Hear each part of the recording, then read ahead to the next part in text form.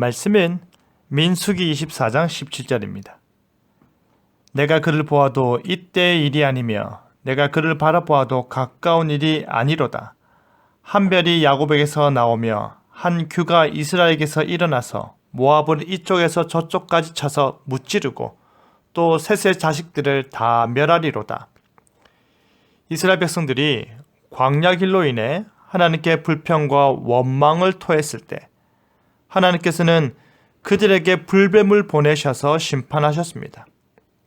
하지만 주변 나라들이 볼 때는 이스라엘은 하나님의 인도하심 가운데 승리하는 나라요, 두려운 나라로 변해가고 있었습니다. 그러자 모압 왕 발락은 사악한 복술가 발람을 불러 저주를 퍼붓고자 하는데요.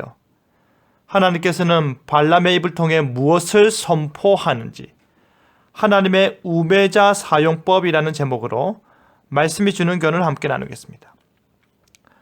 모압 왕 발락이 이스라엘과의 전쟁에서 승리하고자 메소포타미아의 복술가 발람을 초청하였습니다.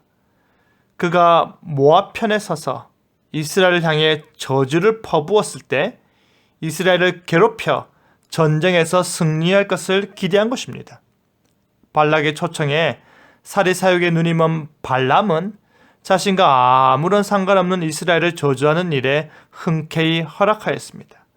하지만 하나님께서 발람에게 임하사 그의 입술에서 이스라엘을 향한 저주가 아닌 축복이 선포되게 하셨습니다.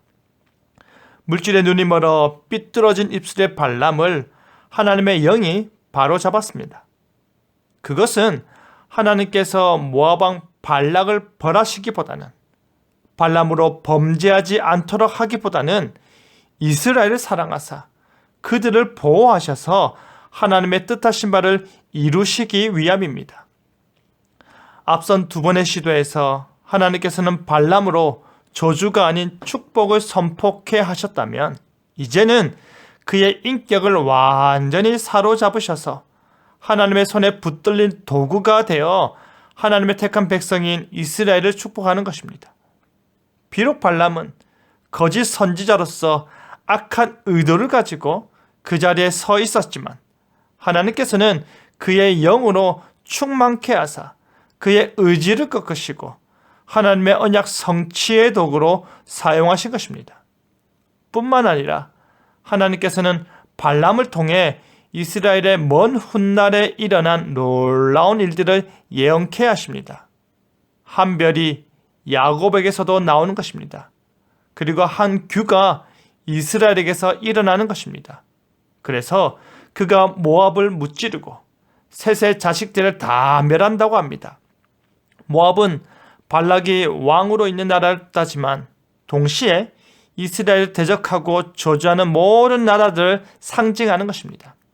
셋의 자손은 아담의 셋째 아들의 후손 전체를 말하는 것이 아니라 그 가운데 특별히 모압 자손을 가리키는 말입니다. 그 후손들 가운데 하나님의 언약을 대적하고 하나님의 뜻에 반하고 하나님께서 택한 백성들을 괴롭히는 자들을 멸한다는 말입니다.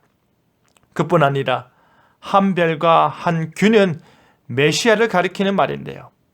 야곱의 후손으로 이스라엘 가운데 참된 왕으로서 하나님의 영광과 위엄으로 임할 메시아가 날 것을 예언하는 것입니다. 그가 모든 이스라엘 자손들의 왕이 되어 그들을 하나님 나라의 원리로 통치하는 것입니다. 광야의 여정 가운데 있는 이스라엘의 가장 가까운 미래에는 모압의 멸망을 예언하고 이스라엘의 먼 미래에는 이스라엘의 대적자들의 멸망을 예언하는 것입니다. 그리고 메시아의 도래를 통한 하나님의 주권적 통치를 말하는 것입니다. 지금 이 놀라운 일의 선포가 이스라엘을 저주하기 위해 부름받은 발람이 이스라엘을 축복하며 말한 말 가운데 있는 것입니다.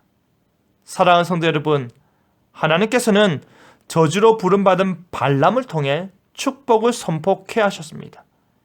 이스라엘의 밝은 미래를 패배하게 될 이방 나라 앞에서 선포하셨습니다. 하나님께서는 앞뒤 분별을 하지 못하는 발람을 통해 자신의 목적을 드러내셨습니다. 이것이 바로 하나님의 주권적 역사입니다. 오늘날의 세상이 하나님의 백성인 우리를 향해 저주를 퍼붓는 상황 가운데 있다 하더라도 결국에는 하나님께서 그들의 입을 통해 교회를 드높이고 하나님께서 하시고자 하는 일을 선포하게 할 것입니다.